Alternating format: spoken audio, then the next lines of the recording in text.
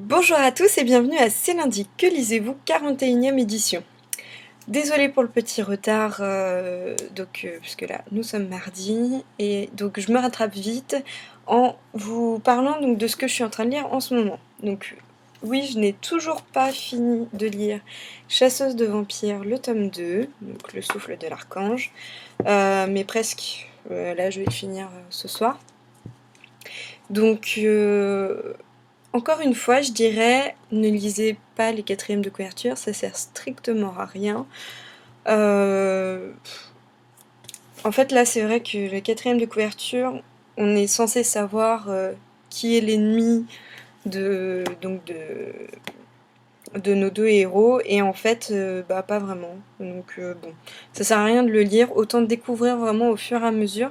Parce qu'en fait, ce qui est bien donc là avec l'histoire, c'est que plus on avance et moins on sait réellement qui cherche à nuire donc à Raphaël et Elena.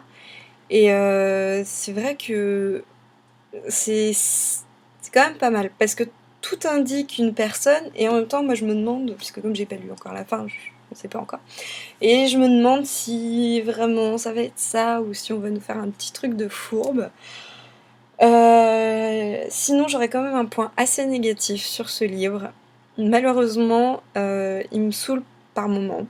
Simplement parce que Elena, enfin surtout Elena, mais un petit peu aussi Raphaël, euh, vivent énormément dans le passé en fait.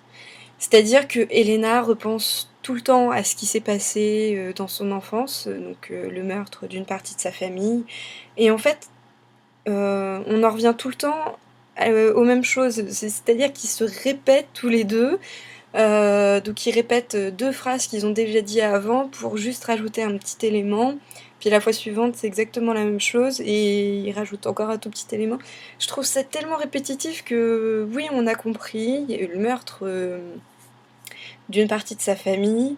Et en fait, on comprend vraiment seulement vers la fin du livre pourquoi est-ce qu'on nous dit ça. Et du coup, j'ai trouvé que ça ralentissait un petit peu l'histoire. Donc un peu dommage. Sinon, attention, spoil pour ceux qui n'ont pas lu le 1. Donc Elena qui est devenue donc un ange. C'est assez sympa là de voir comment elle évolue avec son nouveau corps, avec ses ailes, et même dans son nouvel environnement, parce que du coup, là, elle est avec Raphaël au refuge, et du coup, il y a d'autres anges autour d'elle qui l'aiment plus ou moins. Donc c'est assez intéressant à voir toute cette évolution. Elle apprend à voler, elle se retrouve dans une classe avec des enfants, du coup, enfin des enfants anges. Et je trouve ça assez sympa. Ça redonne un petit coup de peps au personnage. Du coup, Elena, qu'on croyait vraiment connaître avec le premier tome, finalement, il évolue encore. Donc ça, c'est quand même super intéressant. Donc voilà pour ce livre. J'ai hâte de lire donc la fin. Ouais, il me reste tout petit peu, tout petit rien. Donc je vais finir ça ce soir. Du coup, il y a eu la journée lecture avec Moody dimanche. Journée lecture qui a été un peu raccourcie, définitivement on a du mal. La deuxième ça avait été un peu pareil. Donc, mais on a quand même eu le temps d'attaquer le deuxième tome du monde de la chasseuse de la nuit. Donc le spin-off de Chasseuse de la nuit. Celui-là c'est L'étreinte des ténèbres avec Montcher en héros. Donc assez convaincue, alors pourtant je l'ai pas fini, j'en ai lu les deux tiers, assez convaincue de ce livre, définitivement entre Spade et lui, je trouve que ça dépote quand même pas mal. Hein. C'est vrai que, en fait, par rapport à Chasseuse de la nuit ou Bones, on n'a pas son point de vue, puisqu'on a du point de vue d'Elena. Elle s'appelle Elena aussi, ou je dis une grosse bêtise? Kat, excusez-moi. Donc, on n'a que le point de vue de Kat. Et c'est vrai que du coup, Bones ressort un petit peu moins. Alors que là, on a le point de vue du héros féminin comme du héros masculin, et ça rend l'histoire vachement plus piquante et beaucoup plus musclé, c'est quand même pas négligeable. D'autant que là, la relation donc entre Kira et Mancher, elle évolue assez rapidement. On sent dès le début du livre ce qui va se passer, mais on s'en fiche, ça marche super bien. Et vraiment, pour ceux qui hésitent à lire les spin-offs, vraiment, allez-y. C'est vraiment... En plus, c'est des one-shots, donc c'est vraiment bien, voilà.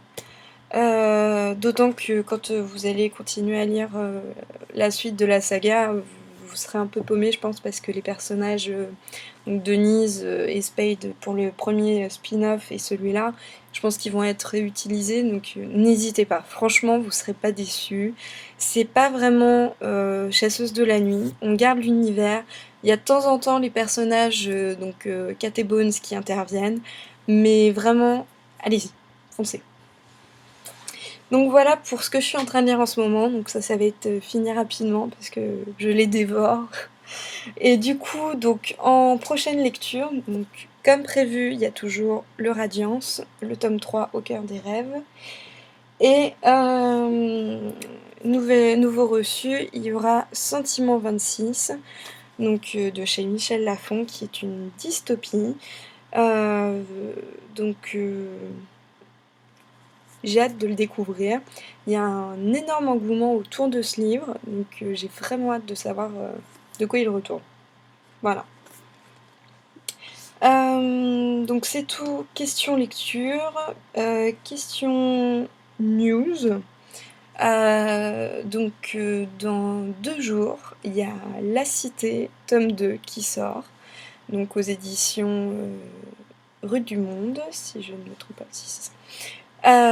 Et donc j'ai vraiment hâte de le découvrir. Je l'avais donc lu pour au mois de novembre, octobre-novembre, quelque chose comme ça. J'avais rencontré donc l'auteur Karim Rissouni Demigneux, et j'espère l'avoir bien prononcé, désolée si c'est pas le cas.